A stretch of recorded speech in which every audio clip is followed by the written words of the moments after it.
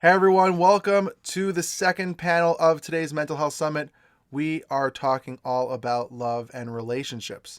And the funny thing is that I think that even though this is the middle of a Sunday at 1:30 Eastern Time, I can't do math. I'm a therapist, so I'm not going to try to figure out the other times of the time zones. I really feel that the relationships with each other and ourselves is one of the most important things that have been impacted by COVID. And I think that I was super excited by all my panels, but I think this panel has the most energy and fun diversity of ups and downs of excitement and personalities and dress code. So I'm super pumped. We got the fancy from Rob Mack to the chill me, maybe two or three buttons down, and everything in between. So before we get into it, I really want to just open the floor, but first thank the speakers who are here. We're waiting on Jaime. When she shows up, she shows up. And really, just from the bottom of my heart, thank you guys, because having an idea is different than it being a reality. And making something a reality is super exciting and gives confidence, which means that this is probably going to happen at least once a year. I'm probably going to try to do a mental health summit in some sort and rotate the people that I truly admire into that somehow, and hopefully be in person at some point in some cool location at some point. Who knows? You never know what the world's going to hold. But this is just a start. This is just a start. So I'm super pumped. So I appreciate you guys making this first one really exciting and really just saying yes. Too often, people say no, and that's okay. But the people that say yes, it's exciting and really people who buy in and really mean something. So let's just start off first. I also want to thank my wife, who literally got my daughter out of the house, and really supportive, and go my wife. And over the past couple of years having the podcast, these amazing people have been on my show. The Dude Therapist, who have enlightened me, inspired me, moved me in all different ways. So I wanted to give back and give them the opportunity to share their voice to other people they might not get access to in some way or another. And today is going to be an interesting conversation. So let's open the floor and start off with Joree. Can you please introduce yourself to everyone and tell everyone who you are? And we're going to go around in no particular order. First off, thank you, Ellie, so much. I really am so happy to be here. And, it's interesting what you said. So many times people say no. And I'm actually a yes person generally, because I'm like, oh, idea is great. I want to be involved. And I've learned to be much more discerning on my yes. But when you emailed me, it was a discerning yes. So I'm really happy to be here. And thank you so much for the platform you're creating and all the work that you're doing. I see you connected on so many levels to really wanting to just reach people and make an impact. So thank you for what you're doing. So I'm Joree Rose. I am a licensed marriage and family therapist. I live in the San Francisco Bay Area. I am also a mindfulness and meditation teacher and author of a book, Year of Gratitude, that came out last year. That, writing a gratitude book smack in the middle of the pandemic was definitely something necessary for the world to receive, but also a great practice for me. I am divorced. I actually married and divorced my high school sweetheart, who I started dating at 13 years old. And I've got two teenage daughters. My oldest is 18, who is going to be off to college in a couple of months. And my youngest is almost 16, who was supposed to be heading abroad to Israel in a week from today, but she decided to push it off for a semester. So very grateful for this extra time home with just my girls. And I found love after divorce in a way that I never thought I would. And I know my fiance and Ellie have a great relationship as well. And on Tinder of all places, but that's a great story of how I manifested that. But really the work that I do is I teach people how to get unstuck from whatever's not working in their lives. I know that sounds really, really broad, and we all do that to some capacity, but my focus really is on mindfulness practice and how we can be more aware, more present, more curious, more compassionate, choose gratitude, loving kindness, have our attention and focus just in our own awareness of when we wander and ruminate in the past, and when we go to the anxiety of the unknown future and fear what is yet to come. Mindfulness has changed my life, and I'm just passionate about giving people the tools, because especially right now in the midst of the pandemic, what I've been saying since day one is whatever was under a flashlight of awareness is now under a floodlight of awareness, that we no longer can hide from the little things that were just under the surface. And I actually think it's been a great opportunity to get curious about ourselves and how do we really want to be living our lives. So ultimately, in the work I do, I help people be in better relationship to themselves, their inner mind, their intentions, better relationships with their partners. And I also do a lot of parenting work. So I'm excited to be here today, and thanks so much for having me. Okay, Rob, take it away. Was amazing. That was amazing. Hi, I'm Rob Mack. I work as a positive psychology expert and practitioner, celebrity happiness coach, and I'm an author. So I'm author of Happiness from the Inside Out and an upcoming book, Love from the Inside Out. Most of the work I do really is just aimed at helping people discover and deepen their experience of something I always struggle with, which is happiness.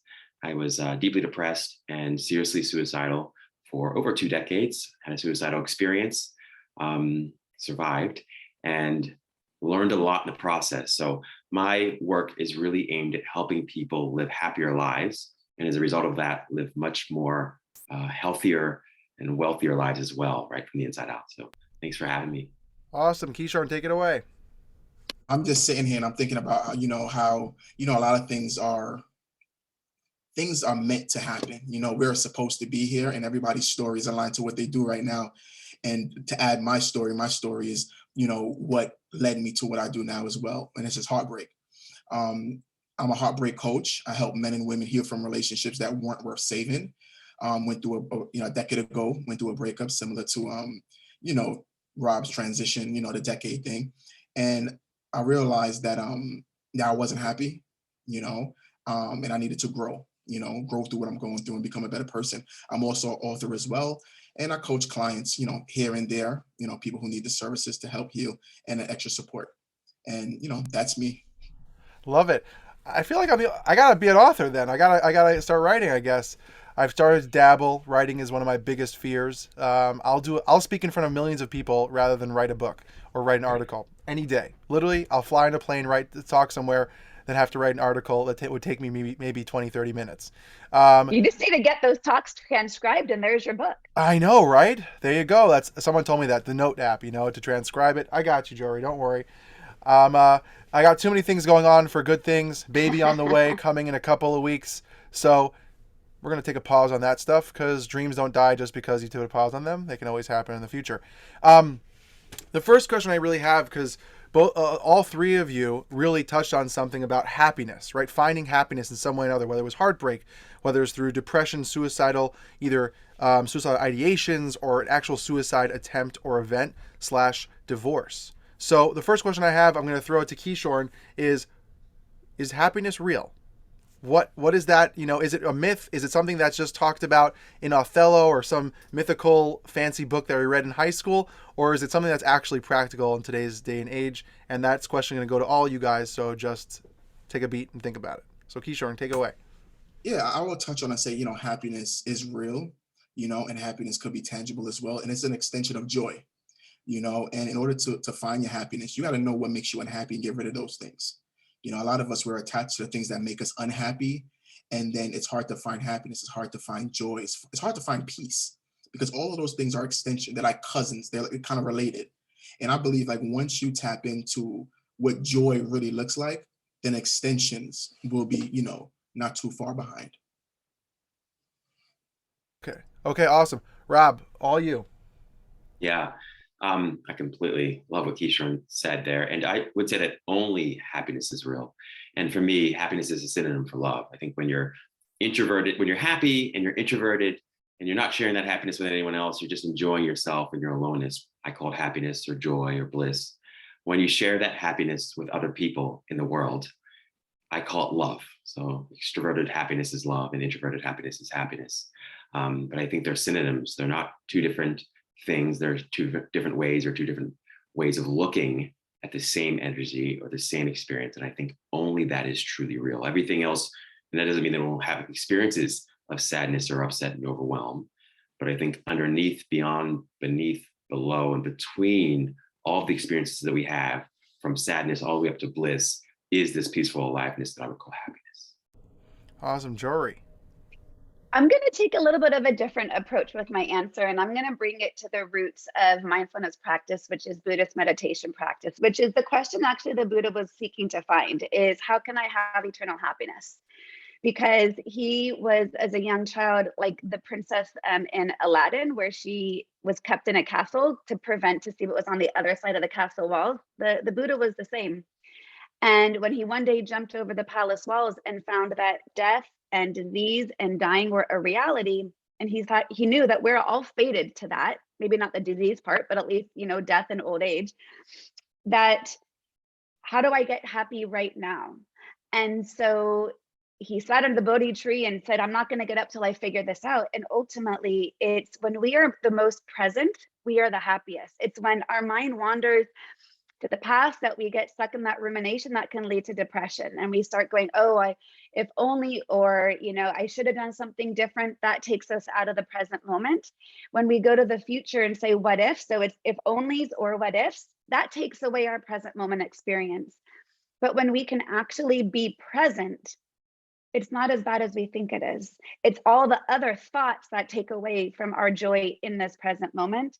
And at the same time, I think happiness is lovely, but it can also be a little bit of pressure for too many people.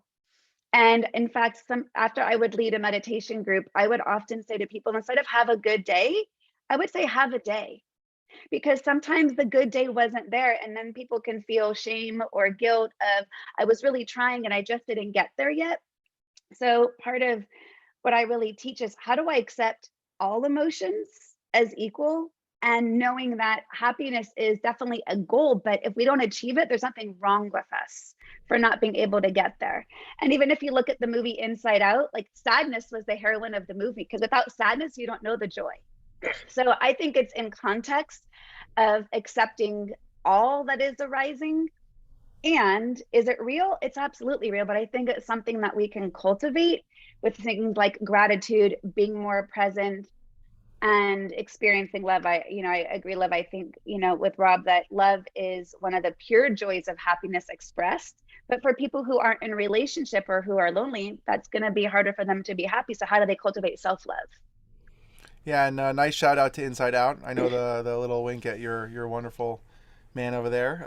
Yes. I never finished the movie. It got too long at some point. I'm sorry, it got too long at some point. I got lost. My ADHD. I'm like, this is taking too long. Where's the music? Where's the magic? Where's the Pixar? And then it was like, oh, okay. But really, it's really an amazing thing that happiness is such a drive, right? Even in the Constitution, it's pursuit of happiness, right? One of my favorite movies, Will Smith. Shout out to you, my favorite person in the world, if you're listening. And in the end, the funny thing is that we're never promised happiness, but we chase it so much. And something that I've always wanted to ask, the people who I'm having now, and I was thinking about questions, is people talk about shifting your mindset. Is it mindset? Is it reality? Is it changing people, changing yourself?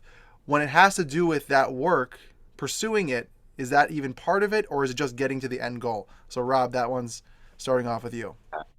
So boy, it's such a great, rich conversation. And I love what Joree said earlier there. And, just to kind of start with that, I think when you look out into nature, like all of nature is blissful and joyful and happy, except for human beings. Like only people make a problem of their own existence. And yet all of living beings experience the same, loss and accidents and death and misfortune and all of those things, but only people really make a problem out of all that, right? Because only people like pre-live and relive experiences over and over again. So it's so true that happiness is presence and presence is happiness. Now, and all of that being said, I would say that in the beginning of our happiness journey, it feels very much like happiness is something that you acquire, right? It's something you can consume or achieve or accomplish. And I think that's largely true, at least at the beginning of our journey. So it's more of a sort of an action state. We might even talk about flow state and whatnot. But as you move or you continue in your sort of happiness journey, you think you graduate from that and you come around to realizing that happiness is a lot to do with the people that you surround yourself with. So we know based on decades of empirical data and research that relationships matter most when it comes to happiness from a scientific perspective, not romantic relationships, but all relationships, right? But then at some point you even graduate from that because you realize and discover that no other person, really place, thing, or activity is a reliable source of happiness for you in your life. The very person that made you so happy yesterday makes you miserable today, and vice versa, right? So you graduate from a belief that happiness is a state of relationship, and you move into a place where you believe, or at least begin to experience, that maybe the happiness is a state of mind. So you have this experience where I can make different decisions about the thoughts I think. I can tell myself a better feeling, but truthful story about what's happening to me in my life. And you can feel better as a result of that. Optimistic thinking is a lot better than negative or pessimistic thinking for lots of reasons, right? That being said, we also then graduate from that because you can have experiences where even with the most positive thinking, you still feel underneath that this undercurrent of stress, anxiety, overwhelm, disappointment, lack of fulfillment, and dissatisfaction, right? So you graduate from this idea, it's a very popular one, and and for good reason, that happiness is a state of mind, and come around to realizing that happiness is a state of being. And I would argue it's more a state of no mind, that you'll probably find yourself happiest, most tapped into and turned on, and at your creative best, and even problem-solving best, when you're not lost in discursive thought. I never thought of it that way. I want to just add a layer, or like a question, maybe, if someone wants to take it, Joree or Keishorne, up to you guys. The idea then of, if it's really that kind of thought process, depending on if you agree or not, and that's okay if you don't. But the idea that we define ourselves by the relationships we have, right? I think that one of the biggest pains that has happened the past couple of years has been isolation. And isolation can lead to depression, anxiety, to severe loss and grief and pain of self. So why do we define, maybe this is just a newer thing or has been for years, that if I'm not in a relationship, I can't be happy? Why is that such a focus when it is about just a state of being? It doesn't mean being with someone, but a state of being with self. Why is it so focused? Why is happiness so focused when it comes to being in a relationship? I'll jump off on that one. And, I think I'll do both parts of what you had asked.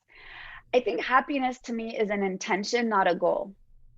And the words goal versus intention was a little argument that my ex-husband and I used to get in all the time, because he would say, what are your business goals? And I'm like, I don't have business goals, I have intentions. And he was a civil engineer. His mind was wired very differently than my psychological, mindful wiring, right? So, because the reason I had such a negative reaction to the word goal is because if I didn't meet it, then somehow it feels like a sense of failure, right? And a goal is somewhat arbitrary. It's based on some thought that we had that we think is going to be the definition of our success, our happiness, our joy, our contentment, whatever it is, even financial goals.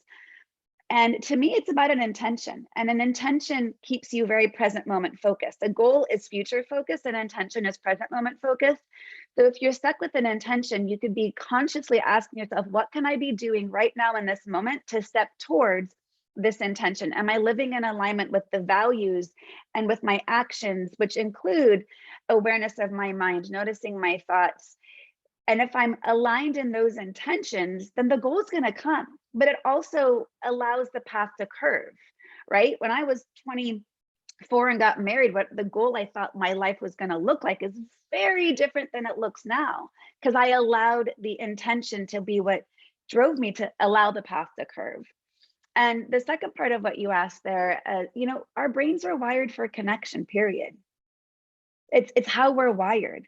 And so, we add in all the negative challenges of social media and being in comparison and happily ever after. Thank you, Disney. It screws us all up, right? We have some image of what we think happiness has to look like.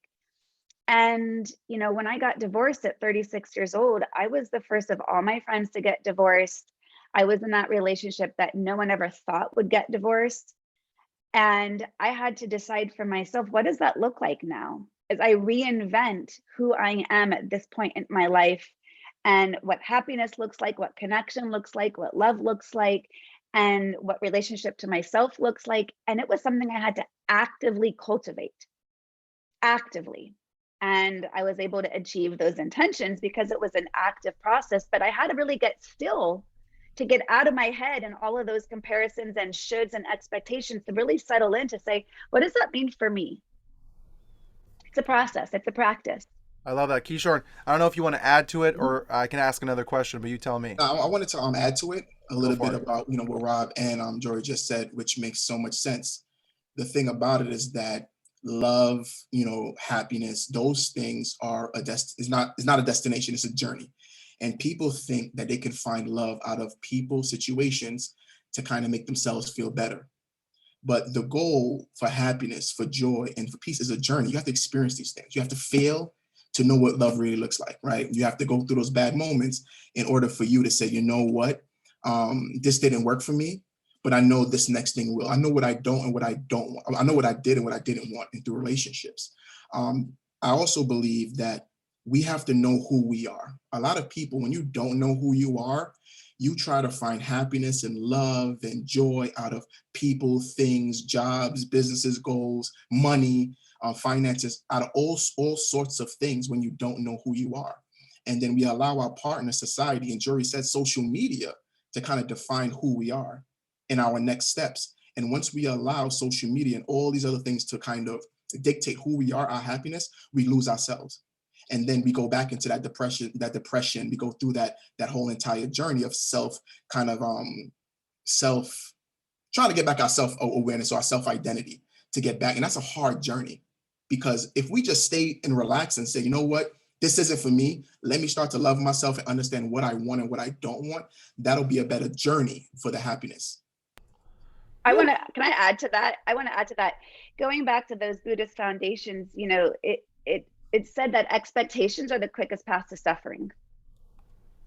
And when we can recognize that expectations and attachments to particular outcomes increase our suffering, then by default, having lowered expectations and non-attachment makes us happier.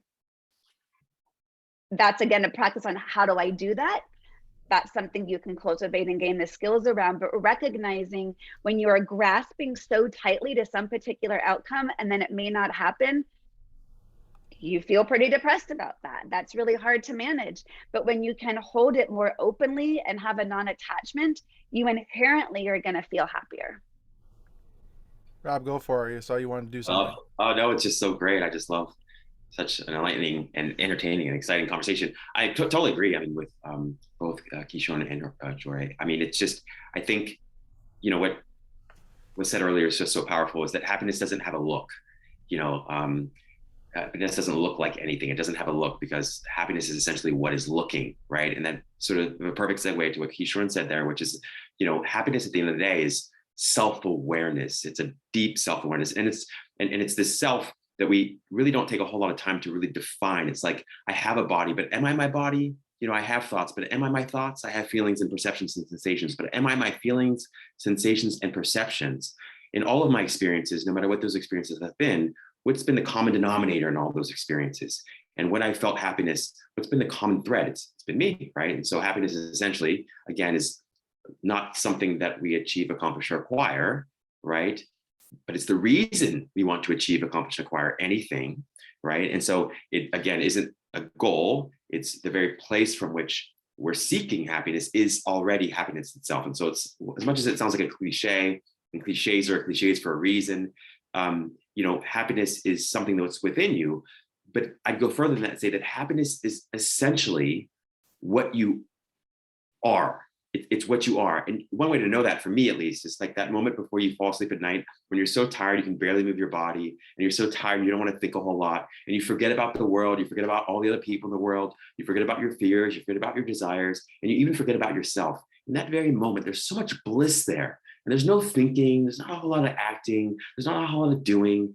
And that for me is the greatest indication, and that sort of micro moment of pure bliss, that happiness isn't something outside of me, it's within me. It's not even within me, it is me.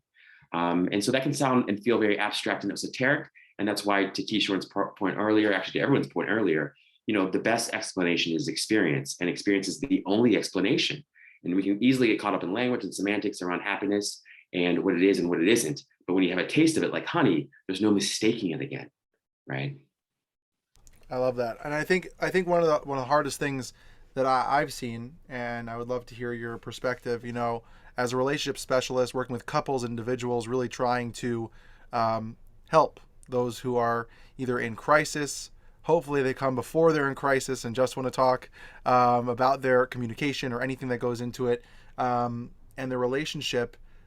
How important, and I know this might sound obvious, but I just want to ask for the listeners, how important is it to truly find yourself before getting into a relationship?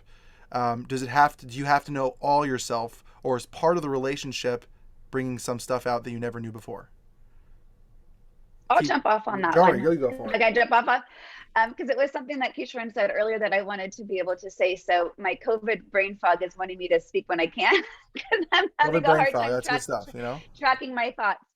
But, again, we look to some of the media that has screwed up our mindsets. And the line from Jerry Maguire, "You complete me," is just as bad as happily ever after, right? Because if we're expecting another person to complete us, that's an awful lot of expectation and power we're giving another person.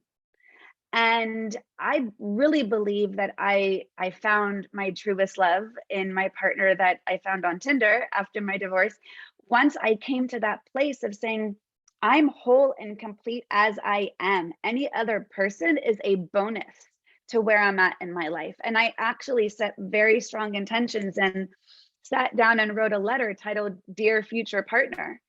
And I wrote out all the areas I was whole and complete in my life, and then where I still had room. But when I made that mindset shift that I wasn't allowing another person to fully complete me, because I was whole and complete as I am. And there was more that I was seeking, and there was more that I could offer, and there was more that I could grow and experience, and that I wanted to give and to share and receive. So to me, it's an and I believe, I work with so many women post-divorce who are really trying to understand who they are at this point in their lives and how to find love.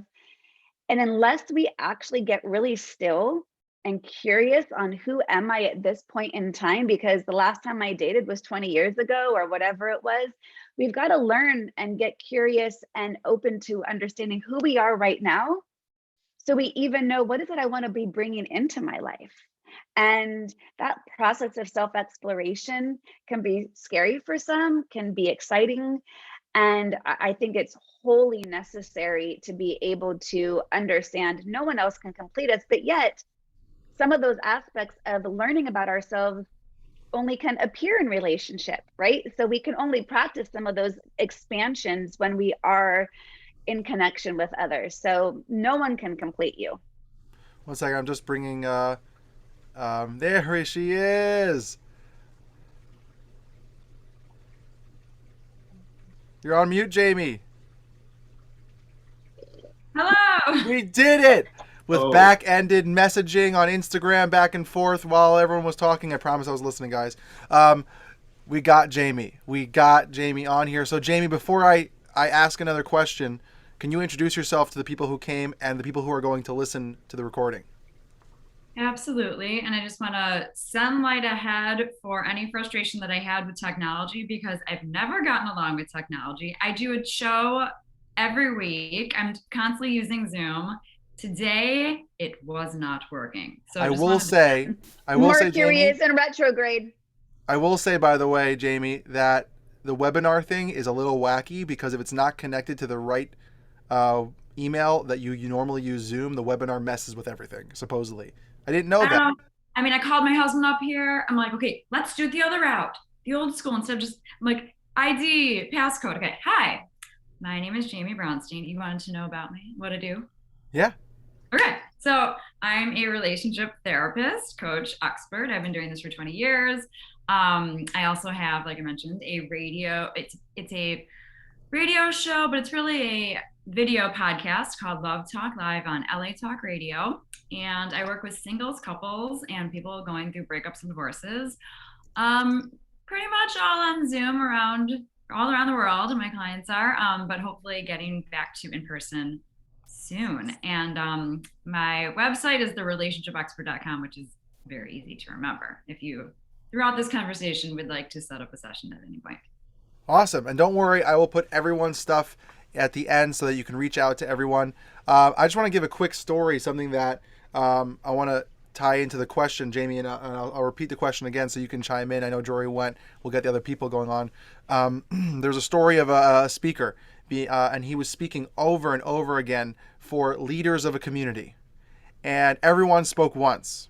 And this older man, speaking for years, wise, long beard, came up and said, I need to speak twice. Twice? You can't speak twice. Everyone spoke once. And he finally gets up and he tells a story of a town that had a rule when they created this town, that you cannot use unfiltered water in the community. It has to be filtered, perfect, beautiful, amazing, delicious water. Well, what happens? Years down the road, a massive fire breaks out in the community.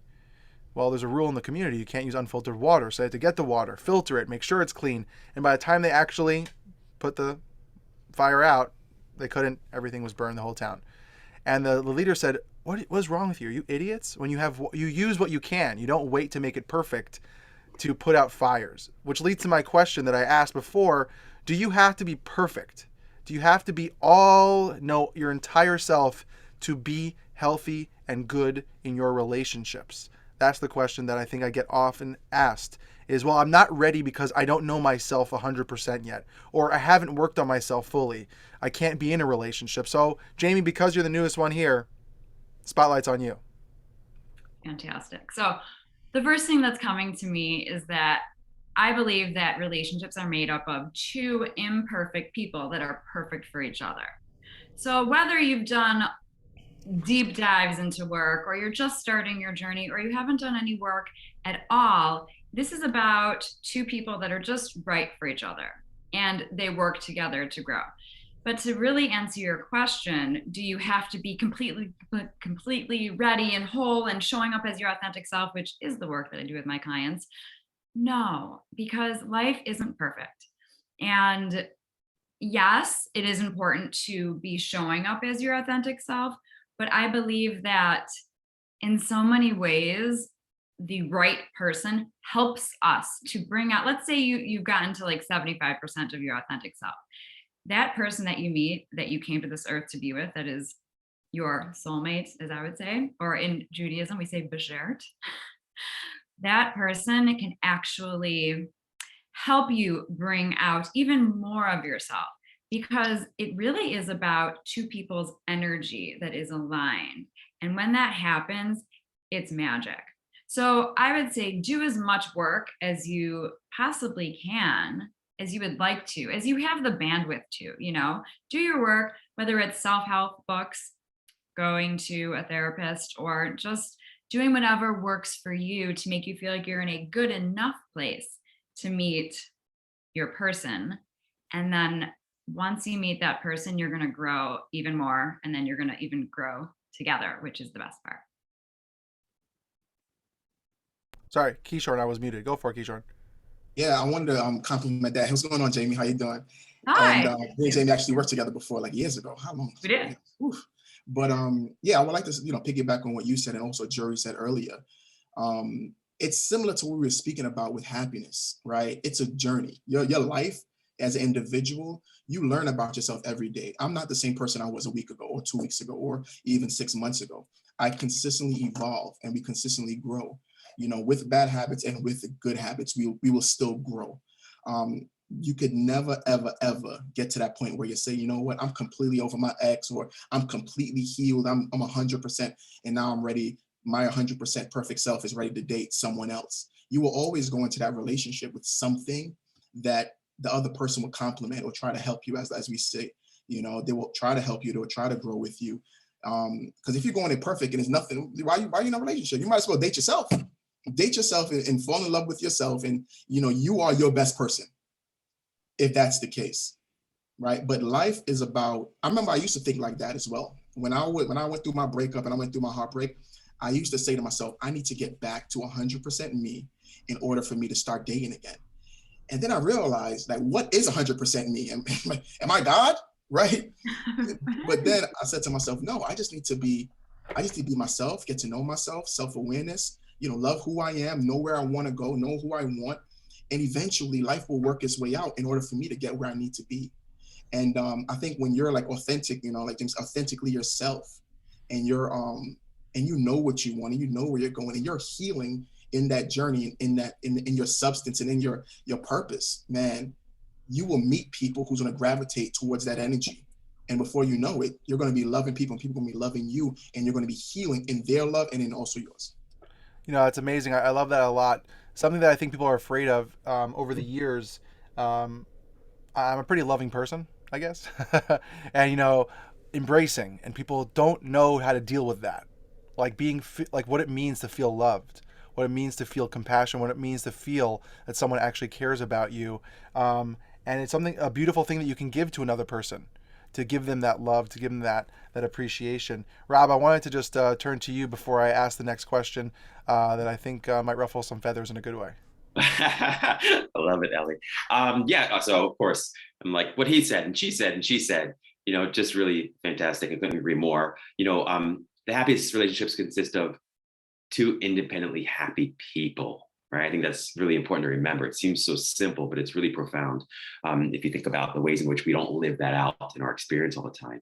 And I don't think, you know, the brain or relationships are desired are sort of designed necessarily to make us happy as much as to make us aware, right? So happy, so, you know, relationships are really meant to make you become increasingly conscious and aware of who you are and who the other is and what life is all about. And so it's a mirror of sorts. But the more aware and more conscious you become, the happier you become too, right? And so the challenge, and I want to always say yes, Ellie, and no, Ellie, at the same time to your questions, because they're just so powerful. It's like, you know, from one perspective, absolutely, the healthier and happier you are in your aloneness, the happier and healthier you will be in your togetherness. No question about it, right? But I also want to say, if you wait to get into relationships until you are perfect, and the only perfect things are dead things for the most part, you will wait an entire life, right? You will wait your entire life. And that's not probably the best use of your time and energy. And so the challenge and opportunity is not to find a perfect person or a perfect relationship or to be a perfect person, but instead to look for and find the perfection within yourself and the world and others as consistently as humanly possible, right? It's about that. And so when you find harmony and happiness and love within yourself, you find happiness and harmony and love with everybody and everything else, even when they don't find it with you, right? Even when they don't find it with you. So for me, relationships, you know, love isn't really, you know, just like an exclusive relationship we have with just one individual. Love is a way we have of relating to the entire world that is predicated upon the way in which we've learned to relate to ourselves, right? It's a way of relating with all people at all times in all places, regardless of whether or not we believe or think they deserve it. And when you practice that consistently enough, then the relationship that you have with your partner or whomever else is so much more easy and enjoyable and healthy and happy. And you also find that it's a very attractive energy, right? So again, I think the challenge and opportunity for most of us is to, of course, find the love that we seek in togetherness, find that in aloneness, find that happiness that you seek in your relationship with others within the relationship with yourself. Woo, Can I add yeah. something to that, Rob? Because what you said was so powerful there. And there's something that comes up with a lot of my clients, and I've even experienced in my current relationship, in which, what if my partner is experiencing depression and not happy at the moment? And I'm happy. And how do I balance that energy where I feel all this happiness? And what if my partner is not? And how do I either allow that space? Do I feel the need to rescue that and to want them to just be happy, or to not decrease my, like, it's a balance, and it is definitely a delicate dance. And I think the key to that, because a lot of couples are not going to always be on that same level at the same time where they're bringing that same joy and energy. And so what do you do when you're not always aligned there? And when I first started dating John, there was one day he was over and he was just in a down mood, and he was leaving my house and he said, I'm sorry, you know, it's not you, I'm just feeling off. And my response to him, I think, is what made him fall in love with me, because I said to him, I accept all of you. And his mouth just dropped open and he was like, no one's ever accepted all of me and allowed my emotional range to be okay without judgment or, you know, pushing away or blame. And it has been such the foundation of our relationship that I may not always like where you're at, because it's hard at times to navigate. And I accept you, because that is love, right? And from my acceptance is what allows him to feel whatever emotion to then get back to that happiness and connection. Okay, can I say something? Because that was really cute. Ellie, you were like, you loved my reaction. Because yes, the best feeling in this world, and I don't care if it's a relationship or not, is to feel seen and heard, and ideally understood. But even if you're seen and heard, because it's just validating everything that you are inside. And it when someone can reflect back to you, it's like there's so much love in that feeling seen and heard. And it's just you get enveloped in warmth. And it sounds like that's what John was feeling. And one more thing I just wanted to say about what Rob was saying, and then we're going to move on to the next question, Ellie. Okay, is no rush, don't rush. Different from what Joree was saying, but just the point that getting back to so many people make excuses of why they're not ready. You know, because we were talking about, do you have to wait till you're totally ready or till you're totally perfect, which you'll never be, because it's a lifelong journey of healing and learning about yourself. So many people, especially the clients that come to me, they've just been making excuses and excuses. And you guys, it sounds cliche, you know, like I need to lose the weight, but there's deeper things. Like there's, my dad wasn't nice to me when I was younger, so that's why I can't have a relationship. So people have these negative narratives that are going on in their mind, or all the good guys are taken, or it's just never going to happen for me. And so it's those type of excuses also that keep you safe. You know, you can't get hurt, you know, if you don't put yourself out there, and it keeps you from feeling like a whole person and like a person who's capable and able to have a relationship. So I wanted to talk about that also, in terms of that people just give these excuses as to why they're not ready or they're not whole.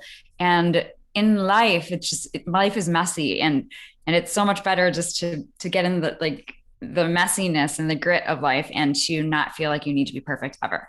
Yeah, I love that. I'm going to use something I've been really getting into as a therapist is ACT, or ACT, Acceptance and Commitment Therapy. Is something that is like the newer, building off CBT, DBT, and all the older, even though they're not older, they're from the 60s, or the 50s with Aaron Beck.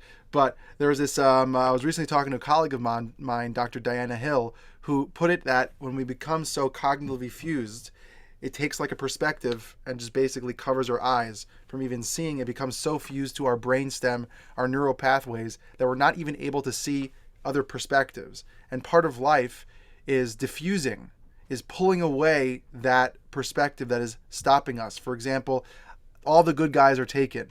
There's no one out there for me. It's a fused thought process that stops you from actually even having an opportunity before you even do anything. So some of the work that we all do is helping someone just pull apart that label or that negative connotation that is so much associated with them equated to relationships. Oh, I've never had a good relationship. I can't have one in the future. Right, all those things. A real question that I get a lot that was asked to me to ask on this summit, because I found out, this is a lot of good data, statistically when people sign up, only about 20% show up. So that's really fun, you know, really makes you excited about numbers, and then only but whoever's here I really love, and I'm so happy you showed up. But I want to ask the questions for people who aren't here as well, who ask questions on social media.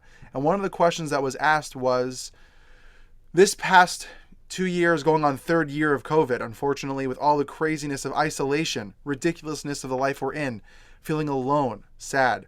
But what also has happened is that a lot of people have reassessed their lives, have come to change, for good, for themselves, but that impacts their relationships. So the question I got was, I'm just going to read it here. How do you deal when your partner changes for their betterment that then impacts the relationship?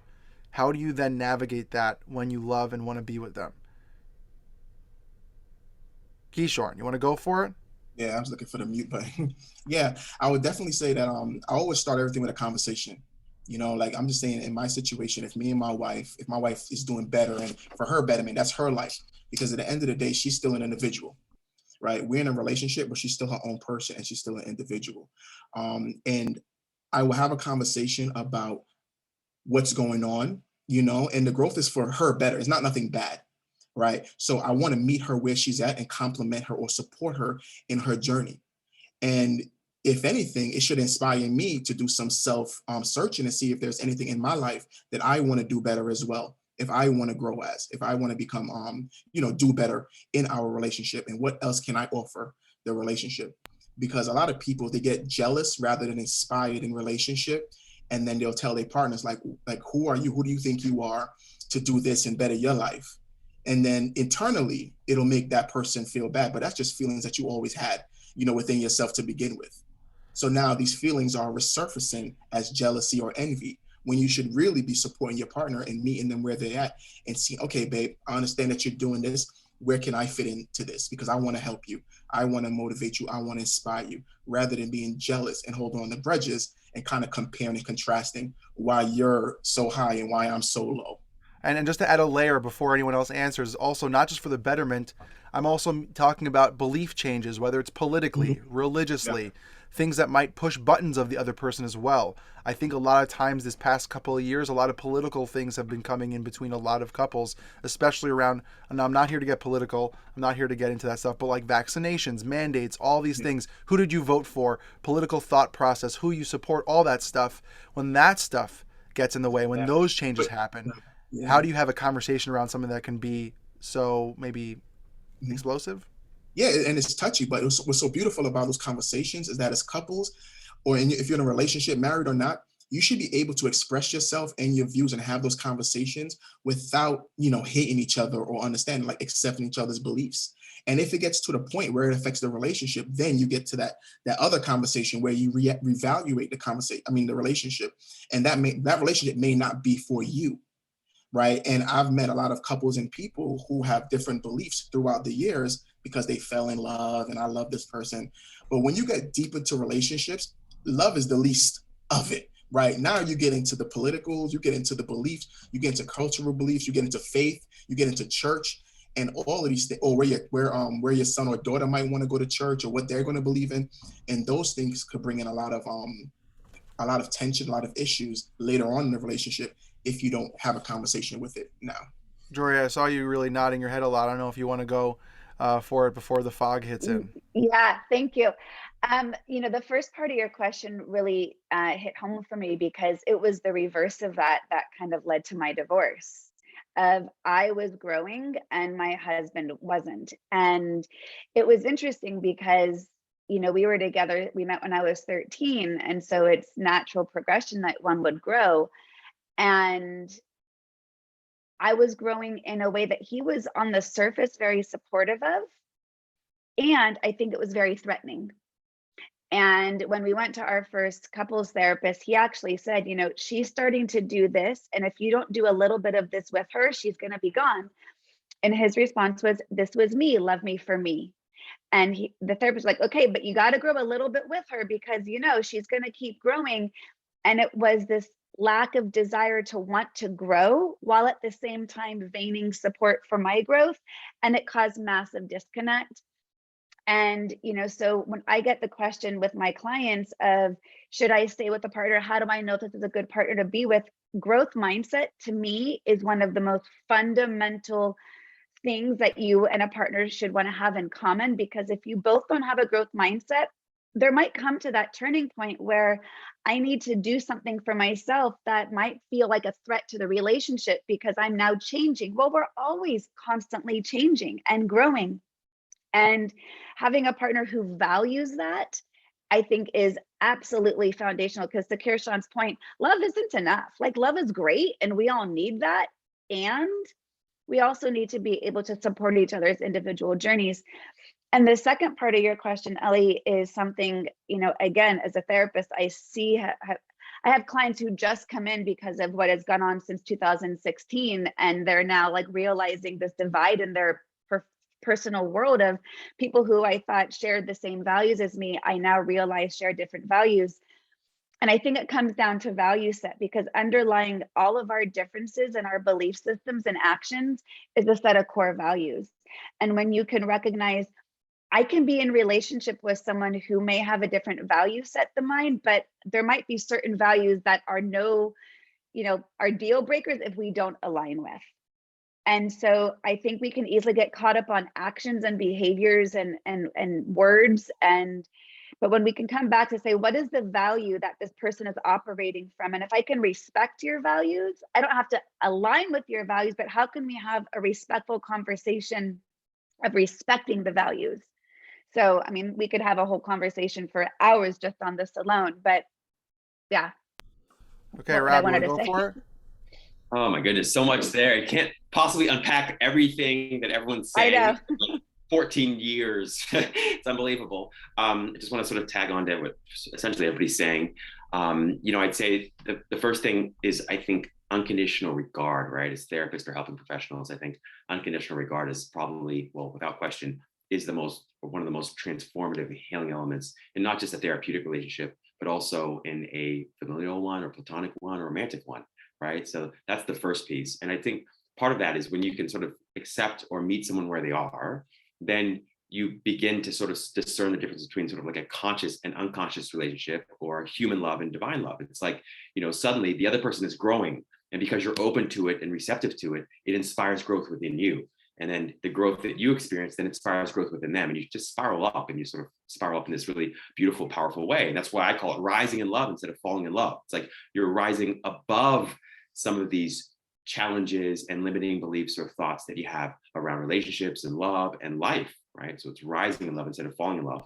And to that point, I think at the end of the day, one thing that I've discovered, mostly the hard way, because I learned everything through failure, I think, but it's like, true love to me, or love to me, whether that's between two romantic partners or many romantic partners, or between friends or family members, it's not two heads or two minds in agreement. It's two hearts in alignment, right? And it's a very dramatic and significant difference. It's like we can agree to disagree, and we can agree to not be disagreeable in our disagreeing, in our disagreements, right? And so for me, that's the difference between, let's say, communion and communication. When you commune with someone, you're just enjoying their presence for what it is, and you're allowing them to grow, and they're allowing you to grow, and they're allowing you to make different decisions, and you're allowing them to make different decisions.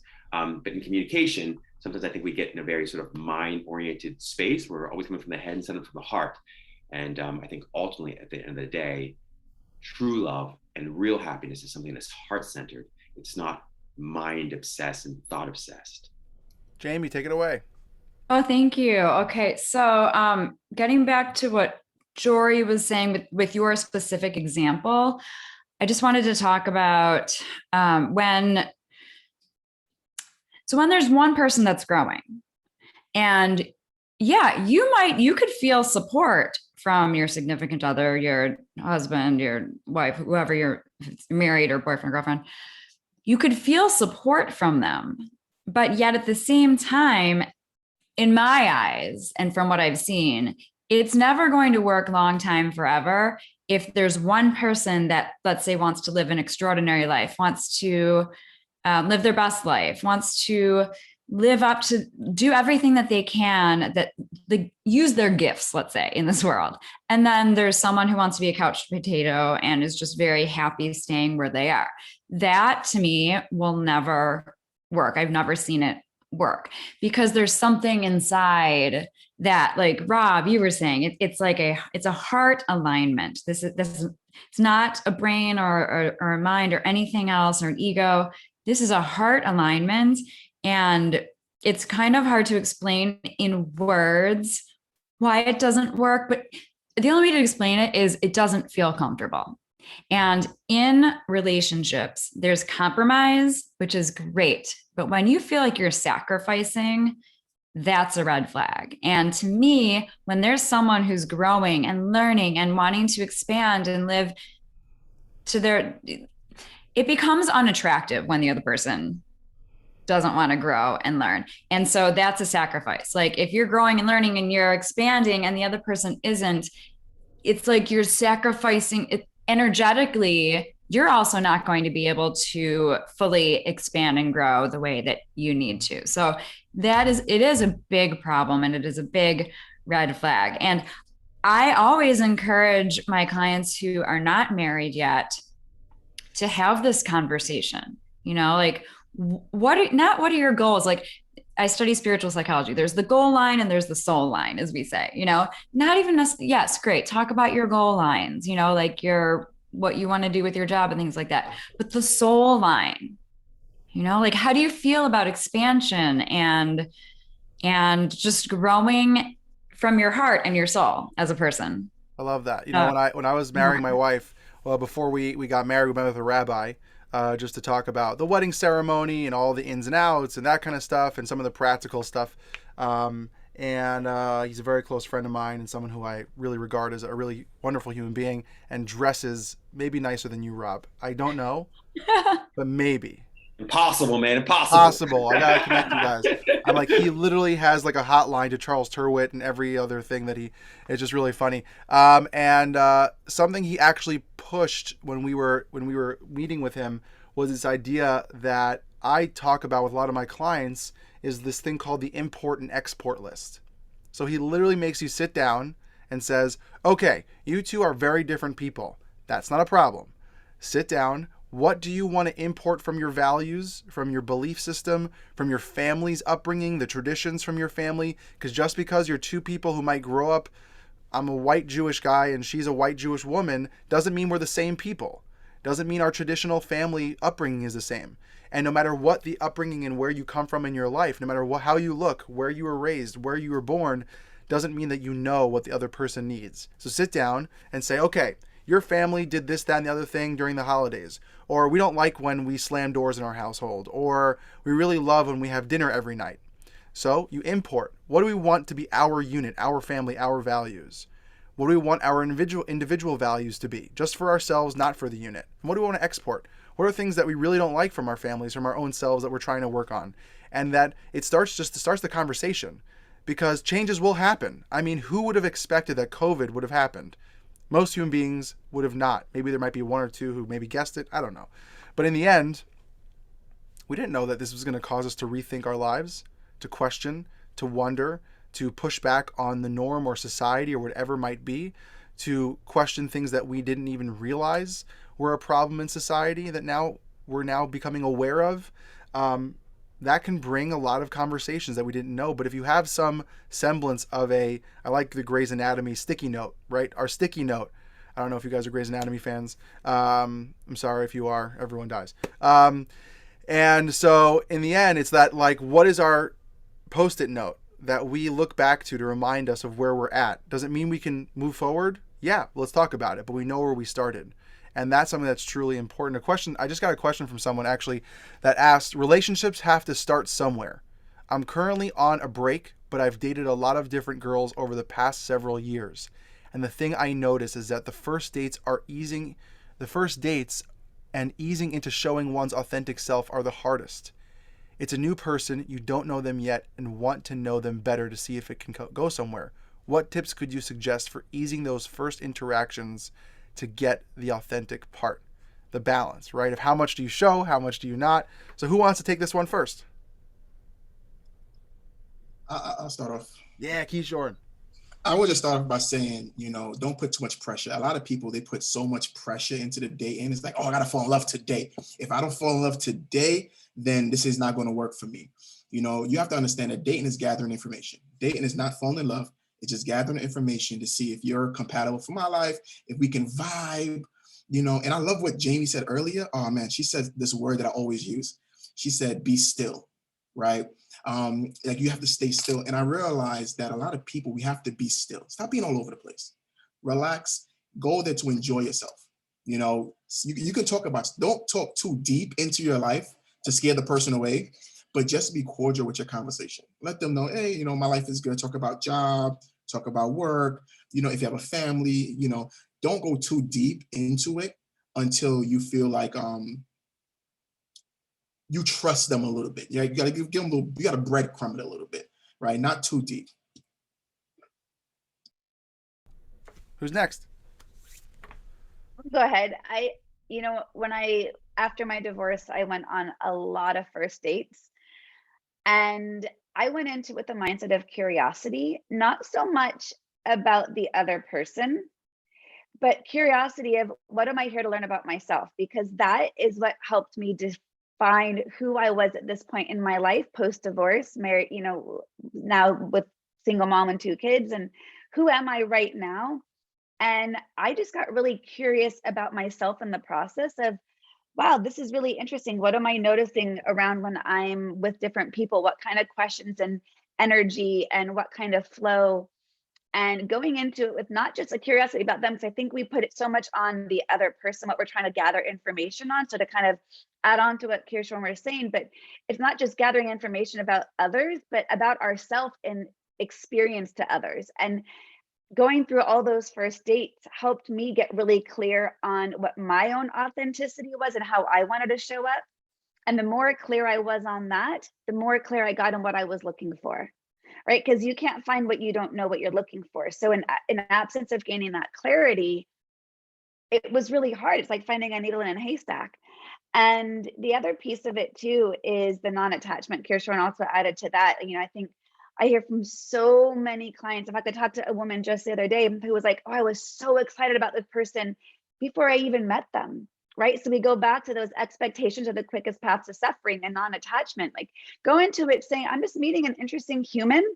And whatever evolves, if I've learned something about myself, great. If I learned something new, a piece of information that they taught me, great. But that decreased expectation and non-attachment is always one of the best ways to go into it.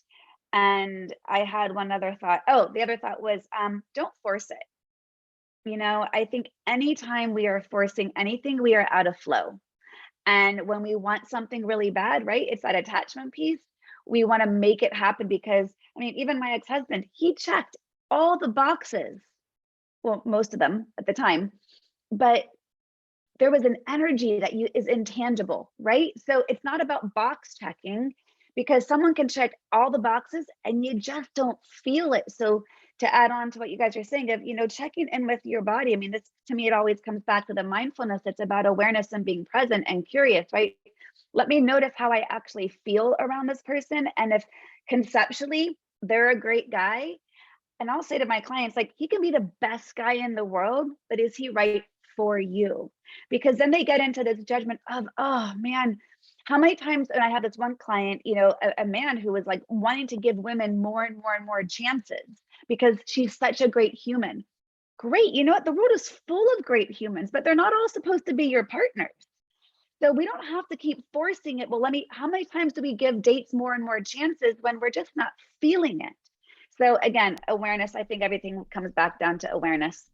I love how everyone's smiling, by the way, by that example, that we've all worked with somebody who has said that, okay, between Jaime and Rob, do you want to add something? Should I ask another question? What do you want to do? Jaime, you want to add? He was like, I'm waiting for this. Jaime, go for it. Yes, but Rob, it's yours. Like technically, if we're doing, no, like, please get in there. I know that it's great top of mind for you, so get in there. Okay. Well, first of all, Joree, I think we're the same person. Like literally, I think we're the same person. It's very bizarre because connect afterwards. That's it.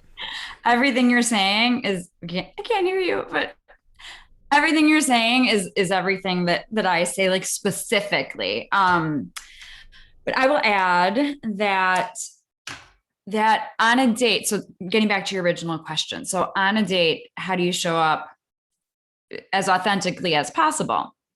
And I would say to be present. You know, if you are to be present here, if you are constantly in your mind, does he like me? Does my hair look okay? Is he staring at my pimple? Then you're not present and you're not authentic. There's no room for you actually showing up, showing this date who you are. And then that is the problem. That's the problem for most dates that don't go well, because nobody's actually there, especially if both people aren't being present and both people are constantly worried about what the other person is thinking about them. And so something that Joree did say that I agree with is ask yourself, how am I feeling? How am I feeling? Instead of, does he like me? And then, also, just one more thing about, you know, vulnerability. So, and Ellie, with your question, you know, you even kind of talked about, like, you know, you don't want to share too much too fast. And so it's about using your intuition, because there does need to be a certain amount of vulnerability on that first date. If you have your walls up and your heart is not open, energetically, that person on the other side of the table is going to know that, and it's unattractive and they can't possibly get to know you. So be vulnerable, you know, kind of get into that intuitively, get into that fine line of vulnerability. Share, don't share the traumatic thing that happened to you in second grade. Okay. But share who you are in the most authentic way possible that is appropriate for a first date. Go for it, Rob. Love that, Jamie. Yeah, I agree to all that. And I'd say, you know, as a key with most things in life, it's like practice when it's easy.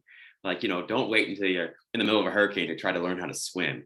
So it's like, you know, I believe in practicing what I want to learn or get good at with everybody everywhere all the time, right? Like kids are great for that, you know? So if you're learning or wanting to be more authentic, or you're wanting to be a little more fun, a little more interesting, whatever it is, you can practice with kids, the cashier, the teller, you know, practice with the elderly woman on the corner. It's like you want to practice with everyone all the time just for the joy of doing it, just for fun, which sort of leads me to the second point, which is just have a lot more fun with it.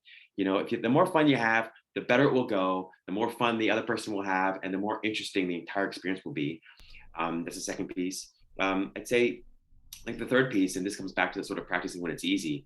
Part of practicing when it's easy is also just about learning some self-soothing skills, you know, and a little bit of emotional regulation skills. You got to be extraordinarily, you know, anxiety provoking and stressful to be with a stranger or someone new who you, especially if you're attracted to them and you're not sure if they're attracted to you. And so you want to just begin to practice some of these self-soothing and emotional regulation skills, like in advance and outside of a dating experience. That's what meditation is for. That's what mindfulness is for. Sometimes that's what prayer is for. That's what therapy is for, right? So there are lots of ways to do it.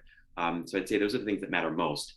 The bottom line and the main point that I want to make overall is have more fun, and also just remember that ultimately love is a way of relating to everybody in the entire world, not just a relationship you have with one person at one snapshot or one particular point in time. If you can kind of embrace that more and more, you'll discover that the relationship part will take care of itself.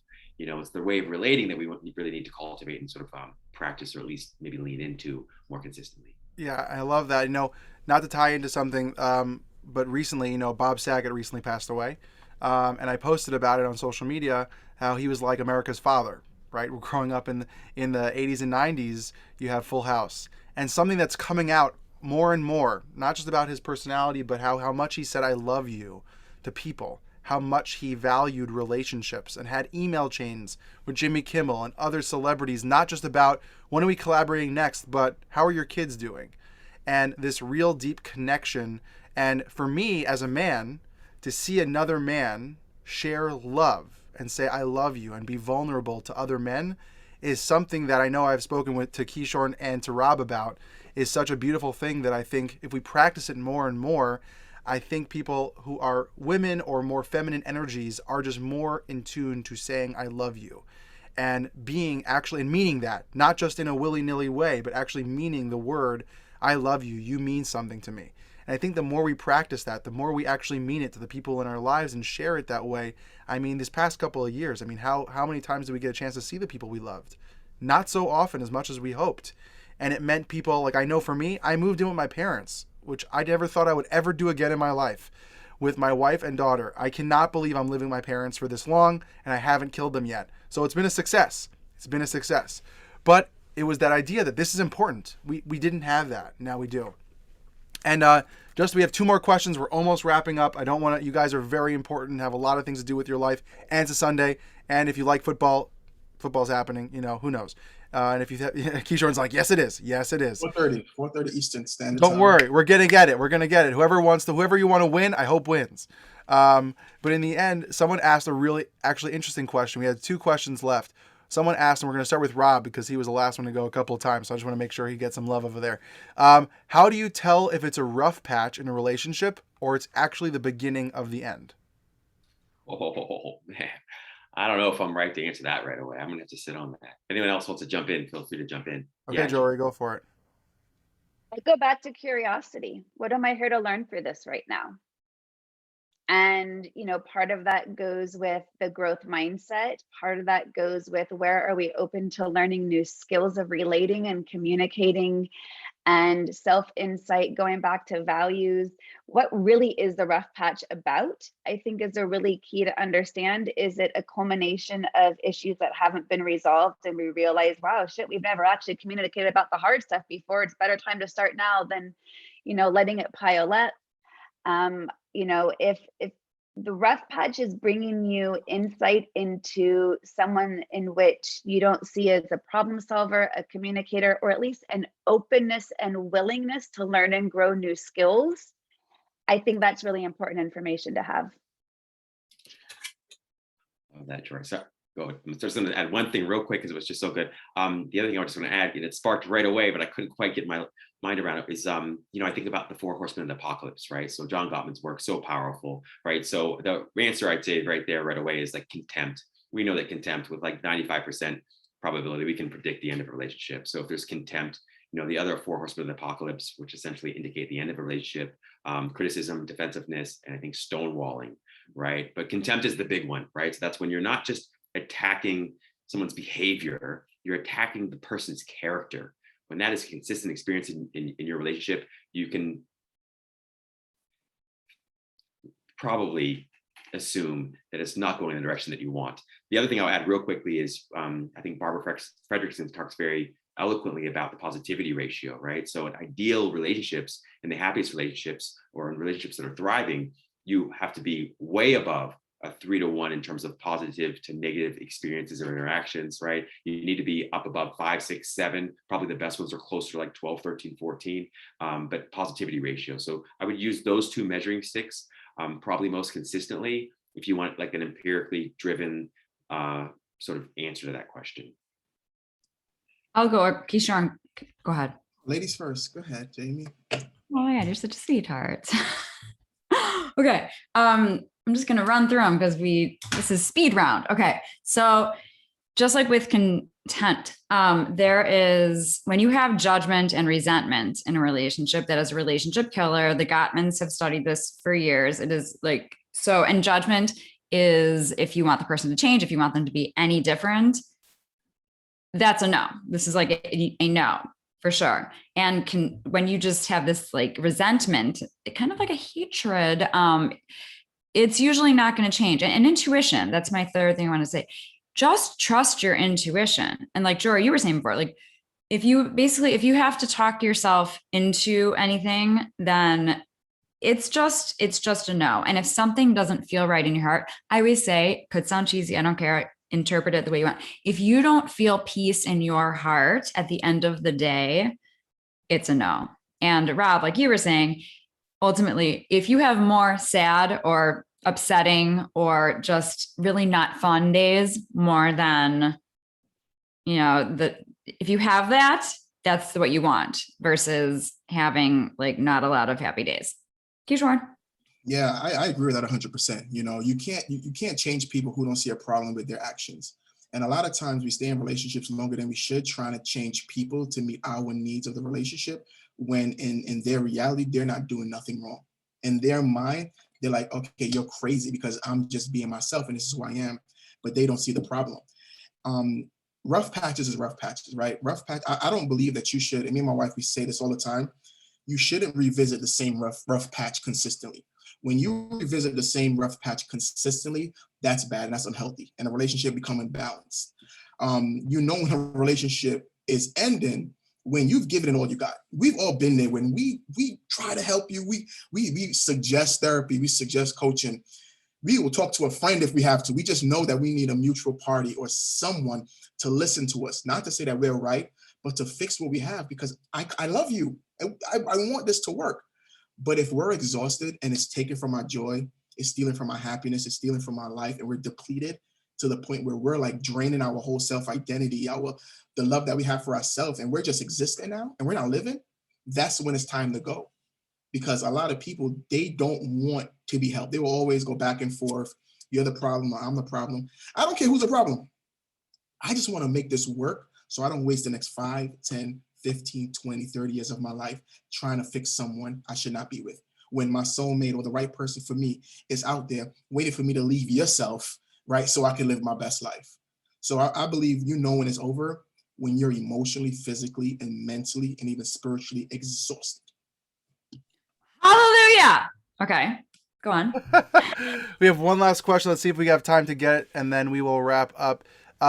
Someone posted, I'm curious how today, in the world where it's so easy to learn about basically anything, so many people still struggle with, well, everything.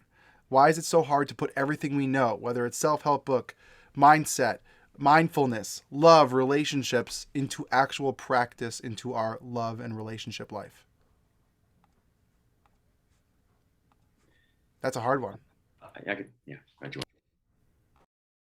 going first because my brain fog is making sure I want to remember the question as it was recently said.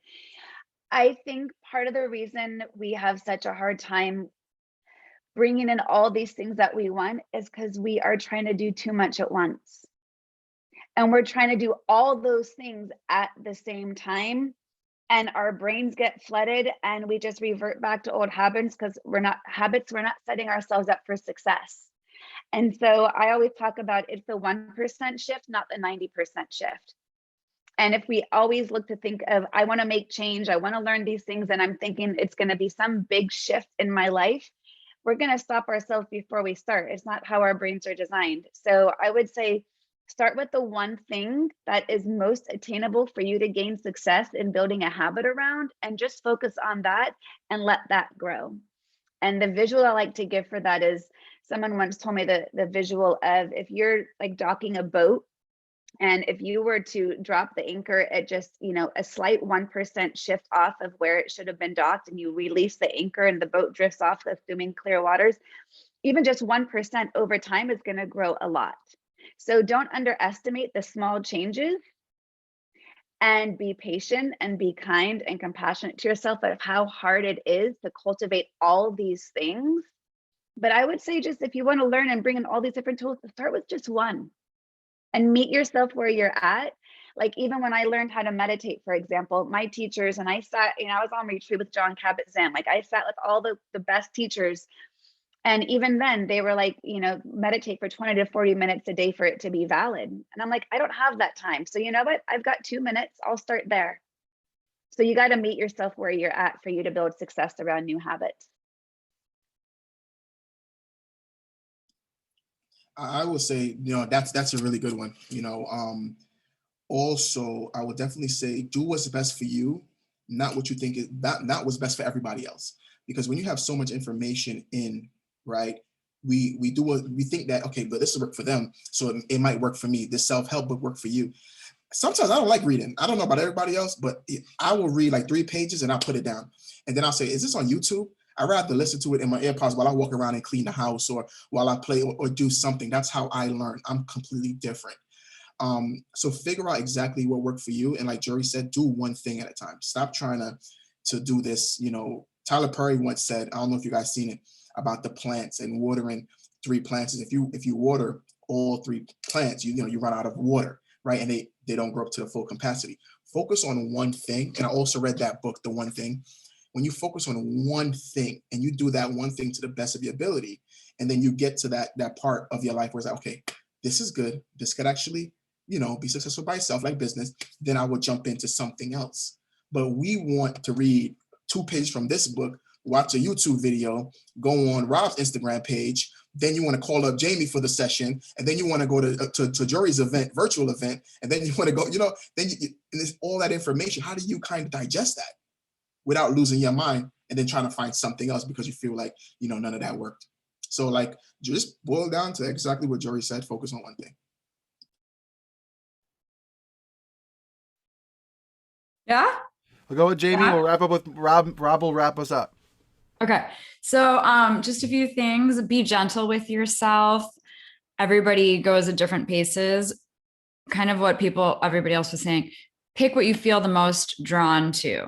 What you feel the most drawn to. And they say that a habit or anything I use something called a 33-day process. So pick something, and then that after 33 days, it's going to be integrated, because there's a difference between, you could read every single self-help book in this world, but unless you're actually experientially doing things with it, like turning philosophy into practice, it's actually not going to be integrated. So especially don't be doing a million things at one time. Pick 1 or 2 things, let them integrate, embody them, actually become them, so that these practices and these tools and these learnings become second nature.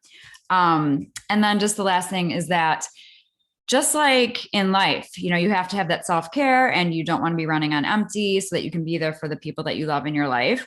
You could actually get overwhelmed with all this self-help growing stuff that you feel like your tank is empty. So that's the last thing you want. You don't want this self-help, evolving, awakening, growing stuff to make your tank empty. So it's all about balance and doing what feels right to you at that moment. Amen. Oh, Jamie. Oh. So yeah, I'm not sure they'll add a whole lot new, but maybe just a few more words to what's already been said. Part of the, I guess, blame belongs to the brain. The brain is, again, wired for survival, and it's wired for efficiency, right? So it's not your fault. In other words, it's not your fault that you have trouble, or that we all have trouble changing habits. And to that end, I think it was Bruce Lee who said so beautifully, like, I fear not the person who has practiced 10,000 kicks once, but the person who has practiced one kick 10,000 times, right? That person's lethal with it.